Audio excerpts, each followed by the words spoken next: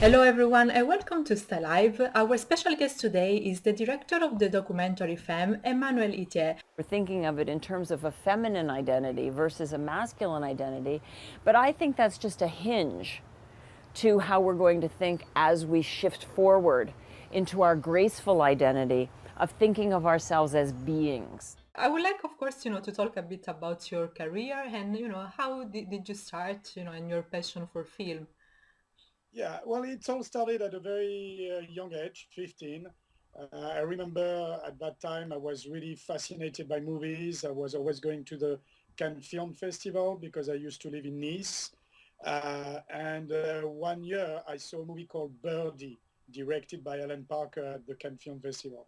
And I think that movie had a huge impact on me and triggered something. And then a few days after seeing this movie, for some strange reason, I had some type of vision in a math class where I was looking at the professor doing some math demonstration, and in my head it resonated into a poem, a vision. And then when I went to bed, I saw this vision very, very clearly. So I thought, wow, I'm compelled about putting it in reality. And so I called a few friends who had cameras, and at the time, these were the early 80s. The cameras were huge. It was insane. Video was just beginning. But in any way, to make it short, we managed to shoot with, I think, 10 or 15 friends of mine, this short movie, the first one I directed, called The Cage. And then from there on, I never stopped putting together short features, documentaries now, really a whole wide range of movies. And today, so after I think 30 years, because I'm 46, so I was 15, so 31 years, I ended up in America first because I met a woman on a plane, and fell in love, like the silly, typical French cliche of the Frenchman falling in love. Beautiful. And when I moved here, which is nice, and when I moved here, the only problem I didn't foresee that I wasn't speaking the language. I barely finished high school, so I had no diploma, no money, and no connections.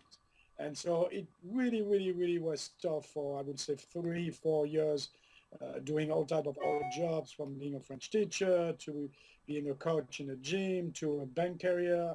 I mean, everything, sweeping the floor, whatever, waitering, any odd job.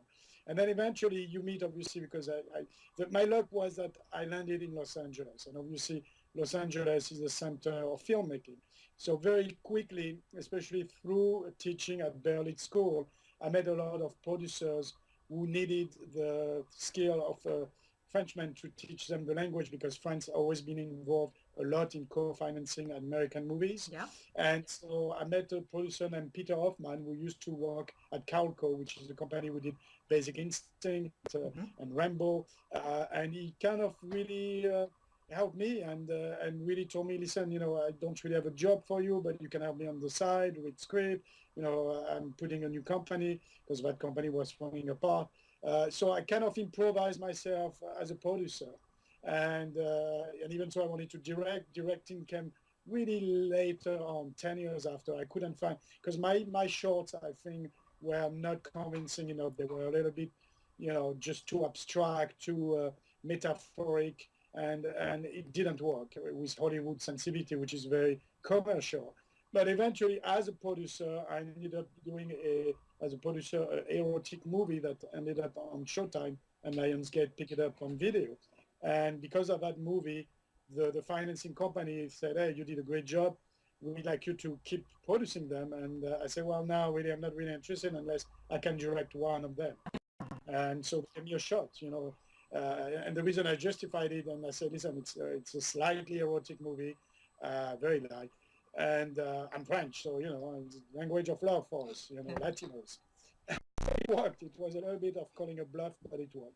And then from on, I was really more established as a director, so I was able to navigate the waters between producing and directing. And also after that, I did distribution. So now I also consult for distribution company in France and help them distribute American movie. And I'm still also a journalist, because that's something I did initially as a side job, and it's still very much part of my work. It's beautiful that, somehow you have challenged yourself, in being, different, in trying different kind of roles, I would say, in the film industry. So, producer, actor, director, writer. Is this something that, you would suggest also, to other people? If you look at a movie, what it is, it's really the sum of a lot of talents. So if you can end up being a director, but who had the experience as a director of photography, producing, maybe acting, maybe in marketing and distribution, you will, as a director, understand much better what you're creating. Because everything that you create has to eventually get a life of its own. But if you have a vision of where that product can go, it's much more helpful. So meaning that, yes, you as a creator, you have to have your passionate, mad vision of expressing yourself, but who are you expressing it to? I mean, if it's toward the wall and yourself, it's a little bit pointless. But if you, for example, the last movie I just finished is Femme, Women Healing World. So I did that, sure, in a selfish way for me to understand better women and my sensitive, caring. It's no longer the idea of the old feminism, which is fighting for and fighting against. What do we have to fight for? You're lucky. You are lucky if you have us in your sphere, if you have us in your politics, if you have us in our business. Every statistic shows that when women hold the purse strings in the family, more money goes to the kids' health and well-being. The more women CEOs and on board members that are in a company, the better that company does. So we have statistics behind us. But so if you really understand what you're doing in every angle possible, I want to believe you're a better filmmaker. So, and also obviously as a director, if you have been a little bit of an actor, you understand better what an actor goes through, and you That's true. manage to know to talk better to them. Yeah, absolutely. And listen, some years ago, you directed a documentary called The Invocation, an exploration of God, a call for world peace. It's also the beginning of a great collaboration with Sharon Stone. Could you tell us a bit more about it? Yeah, basically at that time, I was a little bit cornered in the sense where I finished to direct a few horror movies that aired on Sci-Fi Channel, Scarecrow. I did Scarecrow, Scarecrow Slayer, and Scarecrow Gone Wild. And anyway, I wanted to try to do something else and do something bigger, and I couldn't. So I was very frustrated. That lasted for at least a year of me trying to set a project that didn't happen. And at the same time, my first son was born, Felix, and that was now 8 years ago. And I thought, well, maybe, it's nice to make all these movies. They're commercial, they pay the bills in a way. But I always had an inner political voice in the sense of politics for the people. So not in the sense of being partisan and following a specific political group. But so I wanted to express myself, and I thought, wow, documentaries are the best political platform that the filmmaker has, because you can really visually and intellectually express something. And the first movie, and I thought at first it was going to be only one movie. I wanted to do a documentary with all my ideas about humanity, where are we going, are we going anywhere, or are we failing? And I was looking for a big theme. And then one day I was driving to Los Angeles, because I live in Santa Barbara. The music was blasting in my little convertible, and I was frustrated. I didn't know really how to approach the documentary. So I look above and I swore, I'm like, fuck yeah, crazy. And then immediately, that's it. That's the missing link. That notion of oneness. You call it God. You can call it energy. You can, I mean, no matter what. In all the scripture, it says God is all and all is God. So there is no definition of God. So people will argue, oh, it's a being, it's a dude. No, it's never written anywhere what that is, that thing that connects you and I right now in that time and space. And at the same time, indeed, all the scriptures say it's all. So that was kind of liberating for me to realize I can approach a subject like this, even so I'm not your typical faith believer, in the sense where I don't have a dogma I believe in. But that doesn't mean I don't appreciate all the religions. I do, because I think they are good blueprint for common sense and for triggering your mind. But I think the danger after is that if you try to analyze them too much, you're going to get lost, because all the scripture are very poetic. They are metaphors, and they were written on top of that 3,000 years ago, or between 1,300 years ago and 3,000 years ago. So Yeah. good luck. You're gonna just fall into madness and end up with an interpretation which is totally not what the people who wrote it at the time wanted to express. So I really approached it with a very liberal, inclusive way. We went all over the world, and we met with all the big religious leaders from we went to the Vatican, and we went in the Middle East, in Israel, Palestine, India, everywhere. And by doing this, it really opened a new view for me on the world, and realized that we are not failing as a humanity. We are struggling, and the reason we are struggling is because indeed we have been constantly isolating ourselves from each other, through technology in a way, because we are so, all the time tweeting, Facebooking, but it's about me, me, me, me, me, and not so much Yeah. and looking at the others. But also with our religion system telling us, oh, you have to be a Catholic or a Protestant or a Jew or a Muslim or an atheist. Say, no, you can be all of it, because again, God is all and all is God. So why do you want to think you belong only in one group? You belong everywhere. And actually Yeah. today, with this, quantum physics, that there is no separation, that all the molecules are next to each other. So that can be understood as a notion of God. And that's really what the movie is about, the notion of oneness. And the reason I approached Sharon Stone is that I wanted to push the envelope, and I wanted the voice of the invocation. By the way, invocation, the title comes from a verb named, the verb is to invoke. And actually, the word God, the origin of the word God, is a pan-Germano-European verb, which means to invoke. So really, God is that relationship of invoking, summoning each other. Yeah. To push the envelope, I wanted a narrator who was going to be a woman, because obviously, again, naively, everybody has that notion that God is a guy in the cloud. So I'm like, no, no, no, no, no, no. It cannot be either men or women, but we're going to push the envelope, and we're going to put the voice of the narrator, who's kind of God, as a woman. And for some reason in my mind, it was Sharon Stone. So I was lucky enough to have a friend of mine. Her name is Nathalie Dubois, and she used to be involved with her way, way back. And she had introduced me to Sharon Partner at the time. And so I was lucky enough to approach her, and didn't go really anywhere, and time went by. But somewhat, I had some magical email, and one of my emails got to her, and one day she replied and Yeah. said, oh yeah, vaguely heard about you, and da da da da da. Why don't you send me the cut that you have of the movie? And we were fairly toward the end.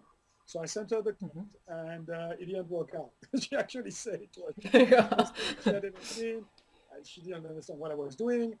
And for her defense, it's true that the movie was a little bit confusing, and it wasn't structured enough, and it wasn't finished. There wasn't the finished music and the visual. So it was very raw. So I think other than me and maybe my editor, a great, brilliant editor named Amanda Estremera, a woman, so it showed that initially at the very early stage I always collaborated with women.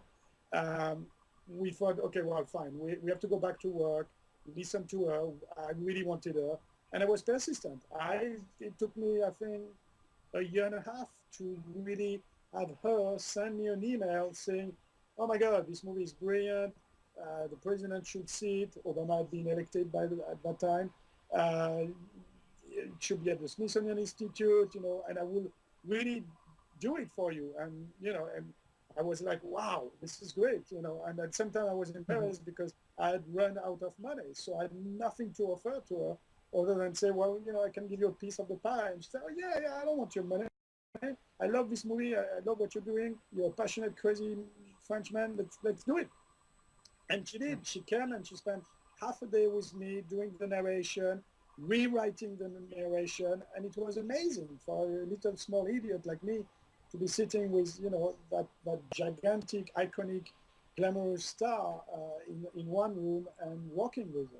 It was fascinating. It was the best crash course I could have had in filmmaking. So that's how it happened, and that's how the invocation was born, and that's how the relationship with Sharon Stone was born as well. And so now we Yeah. just finished our second collaboration, which is called Women Healing the World, Femme.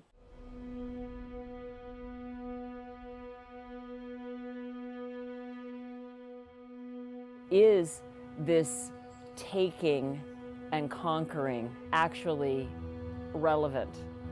And if it is not relevant, are we being relevant to conquer, take, kill? Or is this behavior arcane and negating our current successful, intelligent behavior?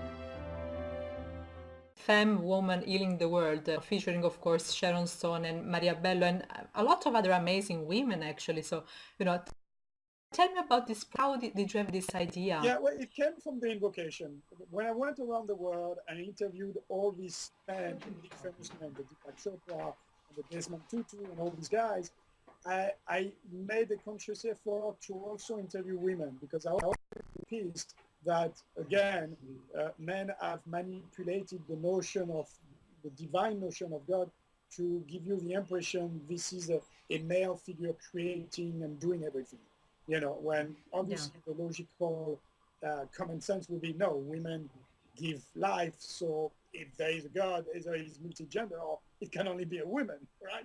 And That's that's why the ancient culture, the ancient civilization had divine representation, that their divine representation was a woman with a big belly or whatever. So I went to women, and that was right there kind of pushing the envelope as well, and I asked them about God and about peace. And all the answers that the women gave me were highly much more full of inspiration and enlightenment that I thought, wow, I really think I discovered something that hasn't been tapped enough, which is to show how the masculine has castrated the feminine within and without. And by that, I mean that all this macho, ultra-patriarchal, dominant, and sometimes killing system, religion, politics, economic, has pushed women out of the realm of decision and power making. But by doing that, the men have killed the woman within, the feminine within. So basically, even today, 90% of the men, including myself, have been raised to dominate, conquer, and eventually kill. Because we are told we are the Superman of the planet, we are the God of the planet, you cannot fail, you cannot feel. I'm exaggerating a little bit, but not that much. If we look at how we are raised as men, we are raised with that Superman complex, where it says, that's true, yeah. You have to succeed, and if not, you're good for nothing. You just cannot fail. And that's terrible, because right there, you kill your human spirit. You kill your humanity. A man is not meant to be a Superman. A man is not meant to be a killer. A man, like a woman, is meant to make life, to be full of love and give love. That's all we are made for. Life is very simple. The problem is, again, men, because of this perpetual education system that says, no, you have to deliver, you have to conquer, you have to be the best, have created this complex environment for men, and it's really tough. And I think that's why men go right now through a tough time. We're always talking about the abuse of men on women, but we're never talking about the abuse of men on men. And trust me, my problem that I have is my fights with men. I never fight with women. You with women. It's a big difference, because at least the argument is constructive. When I deal with Sharon Stone and we talk with a lot of energy and passion about a creative point, it's a healthy argument. It's to really better what we are doing. But with a guy, it's really like, no, I have to show you my way. Kneel down, and I am your God. And it's like, it's insane. So that has to change. And I think the way it's going to change is how we educate our boys. When you have a little boy like I have, I've got two boys actually, one 2-year-old and one 8-year-old. Well, when you see a little boy cry, don't tell them to toughen up. Don't tell them to stop crying and don't be a sissy. No, sit down and say, what's going on? What do you feel? What's the problem? Talk, communicate. Don't kill his feelings, because right there you're going to kill his spirit. And also, even so society think it's cool, don't give him a gun at age 4 and say, oh, go and play and shoot. No, because that unconsciously tells him, oh, it's okay to have a gun and it's okay to shoot. And really later on, Right. for Yeah. plenty of explanation or reason, he doesn't know how to handle himself, he might end up buying a gun and shooting for real people. So you have to be careful. You know, it starts at age 4 with your little boys. Don't give them guns. Don't tell them not to cry or that they cannot fail. Just surround them, give them love, be attentionate, compassionate, and listen. But don't dominate them. Don't break them. So that's what this movie is really about. That new movie, Femme, Women Healing the World, is even so the title will the title is a little bit misleading because you think that, oh, it's going to be a feminist movie that's bashing men, and not at all, because I'm a typical No. idiot. So I don't want to bash mankind, obviously. I'm in love with myself and men, but I wanted to show that we have to change our way. The way of the gun doesn't work. The way of love will always work. If you say, I love somebody, something happens. Just these 3 words, I love you, they create a world. If you say, I True. Yeah. kill you or I kill you, then everything is destroyed. Life stops. So just be careful of your frame of mind. Be careful of your words and the impact that they have, because they do have an impact. So you see the passion Absolutely. that I have for this subject, but because, as a parent, I'm very scared. We're living in a very, very dangerous world where I can walk out of my house, and because somebody is not in a good frame of mind and has snap and is depressed and has a gun, might shoot us. So that's why I'm doing these movies. These movies are really to reach out to people and tell them, you don't need to kill yourself. You don't need to kill other people. Let's talk about it. I understand There is another way. I understand the mental rape that has been done to you. So let's figure it out together, because there are always solutions, and obviously it's not about banning gun or allowing gun. It's too late. It's about that, the frame of mind. It's True. about education, So, like when I see all these guys talking about gun control and they are barking at each other on CNN or Fox, I'm like, guys, you are missing the point. It's too late. The guns are there. So A, you will never get rid of them, and B, probably they will keep spreading. But it's not the problem. The problem is what in the mind of our young men. Our young men still think it's cool to have a gun. It's cool to go shoot. It's not cool, because a gun is made to kill. If a gun was made to create life and to make love, I would say, yeah, I will have a gun. But a gun is made to kill. And that's a debate that nobody can argue about. So it's not the point that gun kill or don't kill, or men kill or don't kill. A gun is a tool that is made to stop life. So why give that to a boy age 4? Somebody has to, at the 10,000 years ago when we were fighting creatures, beasts, barbarians, fine, okay, it's self-defense. Maybe you needed that because there was no way of arguing and communicating. But today, honestly, everybody's broke, everybody's in bankruptcy. If we look at all our countries, they all have trillions of dollars of debt. So the only way out is a way in where everybody join in and share in.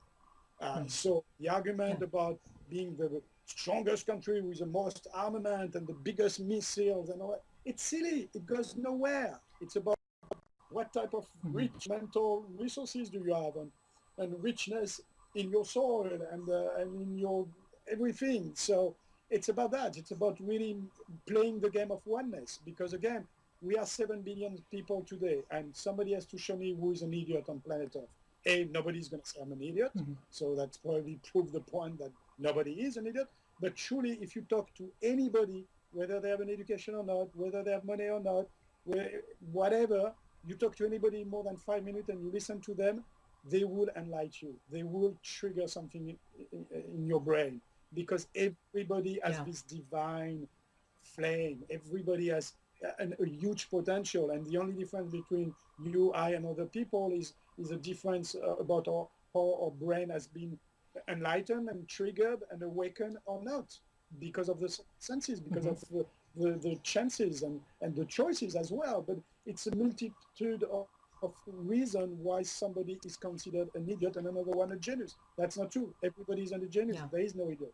There's only people who don't necessarily have the capacities at first or the chances at first to blossom, to grow. You know, I mean, if you are born a brother in Mexico or in India or in France or whatever, and your mother is an addict and your father is raping you and beating you, tell me, how can you grow as a health?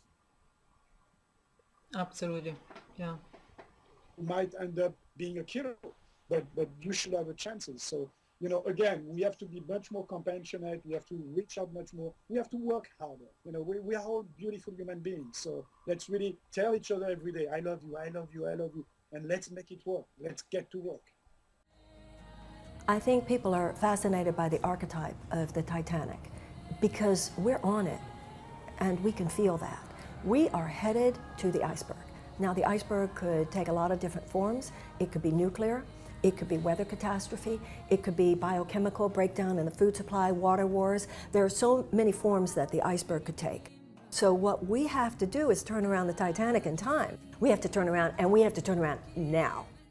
And listen, the concept of you know, for what you have been telling me, and you know, for what I've seen, of course, in the movie, it's absolutely beautiful and poetic. It's a message of recognition and love to women, and somehow, you know, how women and men, you know, can work together and help this world, you know, in order to make some kind of life that is say a life-oriented culture and civilization. So like, how can we go there? Well, again, I mean, it's to recognize and to admit that men and women together, when we come together, we create life. Sometimes we create life with the babies, and sometimes we create life just by joining the genes, the mental genes, you know. But definitely, because we are raised differently, we have different sensibilities. So when we join these sensibilities, something really explodes in a beautiful way. Something new is born. So it's about that. It's about daring to run the risk to not agree at first, but to eventually find a healthy compromise where we are happy with the final solution we found in common. You know, and it's to really realize, I mean, I'm throwing it at men, you know, what man is not happy next to a woman, any woman? I'm sorry, you know, it's not true. You're the women, because probably you are the natural being that engender life. There is that energy that definitely give us a lot of peace in a very organic, natural way, you know. And in terms of, you know, the men always say, oh, women talk too much. I'm like, no, I'm sorry, men talk too much. You know, women don't talk too much. They might think too much, and so you have to get in sync with their thinking and the way where it's coming from, which is much more fluid and elastic and not maybe as linear and structured. But that's fine. That's where you meet. You know, it's always the same analogy when people tell me, you know, what do you prefer, France or America? I'm like, it's a different world. I'm not going to say it's better here or better over there. It's together. For me, it makes sense because the world we come from, you and I, Europe, is really based on that thinking which says, I think, therefore I am. But for me, that mode of thinking was never totally completed, in the sense where a lot of our peers, they think, therefore they are, but they are not doing anything. They are just, they keep talking and they keep thinking and they keep talking and they keep being, but there is no action, or there is action in 200 years. And then here it's the opposite. You know, it's more the land of the just do it, of like, let's do it, let's do it, let's do it. And maybe there should be a bit more time spent on the thinking and the being. So again, if you really combine both, the beautiful action of America and the beautiful thinking dash being of Europe, you have a oneness. And you finish the sentence and you say, I think, therefore I am, therefore I do. And then we have a world. True. We have a world where we can all come in peace and we can create peace and sustain peace. So for the gentlemen out there, the dudes, we're going to have the dudes understand that it's okay to be gentle. It's okay to be vulnerable. It's really okay to say I love you to a woman. And for the women out there, it's not okay to make a man who's reaching out feel less than because of something he did in his past. What we have to do is learn to forgive, move forward, and walk together as a team, and then we're going to be fine. Tell us a bit about, your future projects. So, what are you working on? Well, I'm going to keep doing these documentaries first. I really branded them now. I call them the Universalist Collection, Documentaries for a Conscious Humanity. And right now we are putting 5 movies that we're going to do at the same time during hopefully the next 3 to 4 years. And the reason I do them at the same time is because usually when I meet a Sharon Stone or a Desmond Tutu or a Deepak or anybody of this, Oliver Stone or whatever, Maya Bello, we, during that half an hour that I'm lucky enough to get with them, for sure we talk about the subject I'm here for, but in a very organic, natural way. You start talking about food and politics and babies and whatever, and flowers, I mean, anything. So I thought, wow, that would be much smarter if when I go to them, I say, listen, we're doing 5 movies. And then some of the words that you're giving me will be in these 5 movies. And that's much smarter. And also, as a business plan, it's hopefully safer for my investors because this way we can recoup on 5 movies. So the 5 movies are the following. One is called We the People, a re-evolution of economics and politics. And we're going to go back from what do these words mean, economics and politics, and explore that and try to see if we are failing or what is the next step. So that's the first one, We the People. The second one is called War, a Love Story, W-A-R, War, a Love Story. And it's a story of the military and war and how do we transform that spirit, that military spirit, that warrior spirit into a peaceful spirit. That's going to be a very interesting one. Another one is called In Sports, We Think, Therefore We Are, Therefore We Do. And it's the first movie that's going to approach sports through the 4 senses of earth, wind, fire, and water. So it's going to be a very interesting visual and intellectual approach of sport. Because if you think about it, all sports have a relationship with all these elements and senses. The fourth one is called The Cure, and it's going to be a world tour of where we stand with healing the mind and the body, and do we have a chance finally to solve cancer and AIDS, and where we at, and what are the limitations and what needs to be done. So healing the mind and the body, The Cure. And then the final one is called Animals, We All Are, because indeed we all are animals, but it's also the relationship really with animals, like little boys who are autistic and their relationship with an animal that seem to communicate with them, or the person who is in peace when she or he is with a dog. And so the relationship we have with animal world.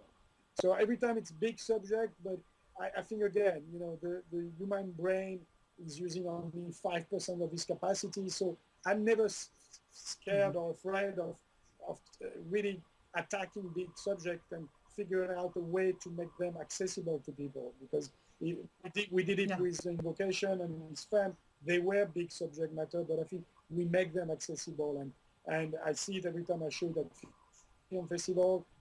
I even have like 10 years old coming to me and say, wow, that was cool, and they say it in a different language, but you can tell they got something from it. So it's that. It's about challenging our mind and our spirit and always pushing the envelope. And then in parallel to this, I'm still going to do, action movies, dramas, because I enjoy that. I enjoy directing. When you're a typical director, a narrative director, I love the human connection. I love coming onto a set and you have 50 people and you're talking with the hair and makeup and the TP and then the actors. It's like every day you're walking into a village, and it's a very lively experience. When you do a documentary, that's right. Doing documentaries is a little bit like writing a book. You are really isolated because it's really you and your subject matter, and sure you interact from time to time with people, but it's a struggle with yourself. So it's interesting, but it's very isolating in a way. So I like to go back and forth between documentaries where, for me, it's my way of writing a book, and I don't have good writing skills, so it's perfect. It's my way to express politically my voice. And then doing movies in a narrative way where I can just have fun and play and be on the playground and create life or imitate. I guess it's very good, like, to choose the right tool, for every project that you have. So considering, different authors, of course, in film or literature or, life in general, which people really inspire you or have inspired you? What's interesting is that is going to be first very global, and I would say that we, you, I, everybody, everything inspires me.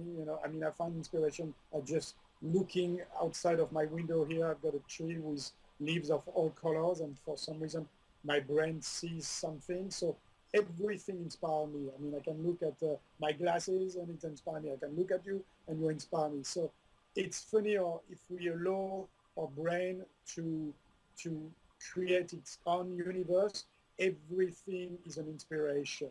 And that's why I always tell people, you don't need to get out necessarily and travel the world to be inspired. You can just look around, dare to look around, dare to go around on your chair, and right there, 360, and boom, you've seen plenty of colors, plenty of element, molecule, you've been exposed, and your brain is going to open and discover something. But now, to be more specific, there are people that definitely maybe help me find my inner voice, help me get ideas. And in terms of reading, currently an American author named John Fante. I love John Fante. He's like a contemporary of Jack Kerouac.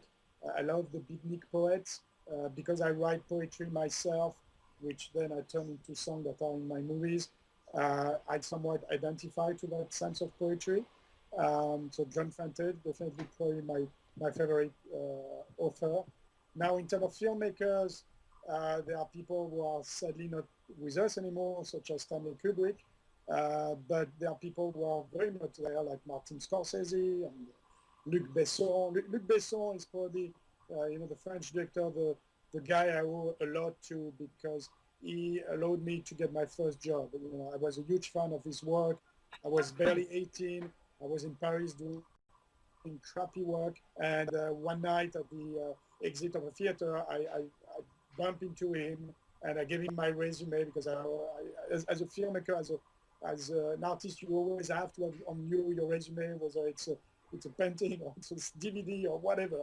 So I gave my resume and then I moved to the US, and for a period of time, very short period of time, call from a director friend of him who said, hey, he gave me your resume. It seems really creative. Why don't you come back for a while and be our assistant of production? And so he gave me my first job in a way. So, but also I love the Big Blue. I mean, the Big Blue has had definitely a huge influence on me. But Martin Scorsese definitely, and obviously with Sharon Stone, Casino is definitely one of Absolutely, yeah. favorite movie. I can watch it over and over and over and over. But sometimes I've got weird taste too, like, Jerry Maguire with Tom Cruise. I don't know why. I watch always that movie and people are going to think I'm cheesy, but I have a cheesy side, and we all have a cheesy side. We all have a geeky side, and it's cool. But somewhat, every time I watch Jerry Maguire, I cry. I don't know why, but I cry. I think that's a movie that I like very much too, actually. The dynamic of the relationship between Tom and Renée Zellweger, for whom I had a huge crush way back. It's somewhat, I don't know. I mean, maybe because it reflects on some of my past relationship, but every time I watch it, I cry like a baby. The Crow also, The Crow with Brandon Lee, with that energy, that rawness, that punkness talks to me. So there are so many people, and also music influenced me a lot. I'm somebody that has a huge need to listen to music, and it can go from any type, from jazz to heavy metal to rap to any type, to blues to country. Music, Einstein said that without music, life would be a mistake, and I think it's true, because really music just gets in under your skin, and it's in sync with your energies, and it's weird, or it can lift you up or put you down.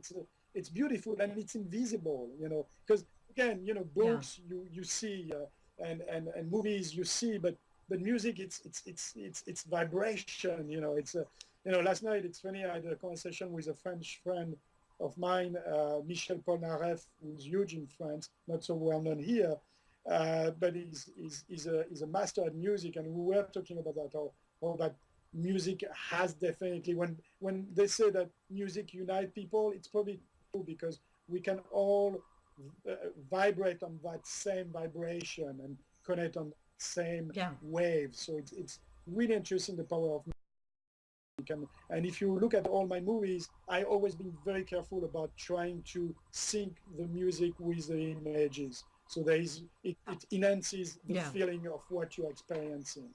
Definitely.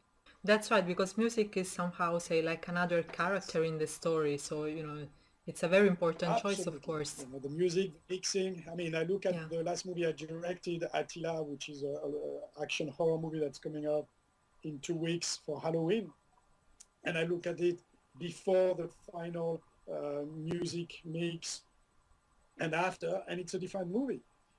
I look at it without the music, and it's like, okay, yeah, fine. It's a little bit dragging. And then with the music, it's like, wow, it's technical. It's like Yeah. that mediocre movie becomes somewhat quite good. So, right. Well, I'm sure it's already a very good movie. Appreciation. And in Invocation, Annie Lennox, who gave me very kindly 2 songs, Yeah. and wow, without her, my movie would have dragged at some point.